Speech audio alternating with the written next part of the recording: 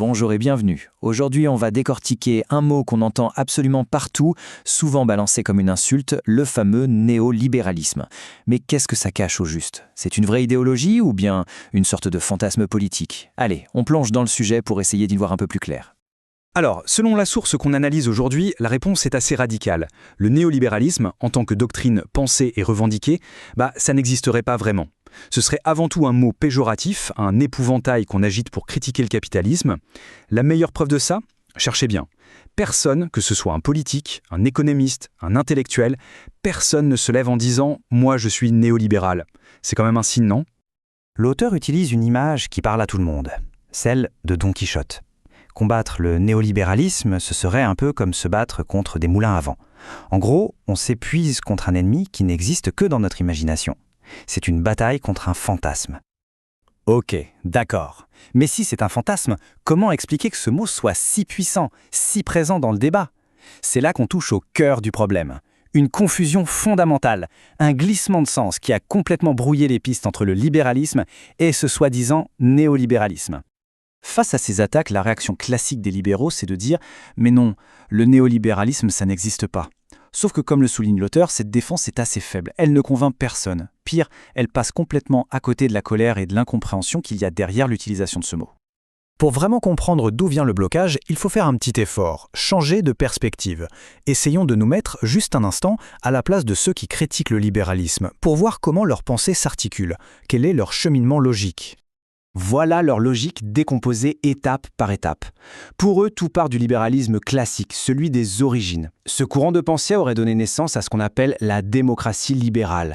Et cette démocratie libérale serait à son tour la grande responsable du chaos actuel. Conclusion logique pour eux, ce chaos qu'ils baptisent néolibéralisme est le résultat direct, le fruit pourri du libéralisme. Et voilà le nœud du problème. Avec ce glissement de sens, dans leur esprit, la conclusion est inévitable. Le néolibéralisme est vu comme l'enfant terrible du libéralisme. Et là, on comprend beaucoup mieux pourquoi tant de gens sont devenus hostiles, non pas juste au néolibéralisme, mais au libéralisme lui-même. Mais est-ce que cette chaîne logique tient vraiment la route? L'auteur nous propose de la casser net en s'attaquant à son tout premier maillon, le plus fondamental, l'idée que nos démocraties actuelles sont vraiment libérales? Et si c'était là le malentendu? Attention, cette phrase est absolument centrale. Elle nous oblige à repenser ce que veut dire le mot liberté. Pour l'auteur, la vraie liberté, ce n'est pas le droit de vote, c'est-à-dire le droit de choisir qui va nous gouverner tous les 5 ans. Non, c'est le droit de veto, le pouvoir de dire stop à une décision qui attaque nos droits fondamentaux. Ce tableau met le doigt sur l'opposition. D'un côté, on a le libéralisme authentique, qui met l'individu et son droit de veto au centre de tout. Et de l'autre, on a nos démocraties, dites libérales, qui sont en fait basées sur la règle de la majorité et qui, dans les faits, confient le pouvoir à une petite oligarchie d'élus.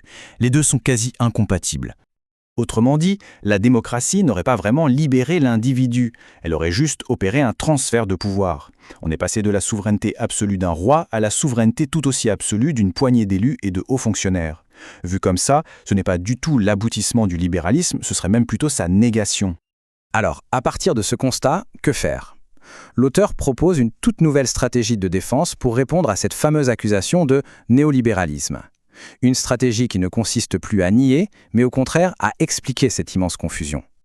Voilà le plan d'action, en plusieurs temps. D'abord, on arrête de nier l'existence du mot. Ensuite, on concède un point aux critiques. Oui, vous avez raison, le système actuel est bien le produit de la démocratie. Et c'est là que tout se joue. Une fois qu'on est d'accord là-dessus, on peut enfin expliquer la confusion en montrant que cette démocratie n'a en fait jamais été vraiment libérale. Le but, c'est de recentrer tout le débat sur la vraie définition de la liberté. La clé, c'est donc d'expliquer, et non plus de nier. Il s'agit d'accepter une partie du diagnostic des critiques pour mieux leur montrer où se trouve leur erreur d'analyse.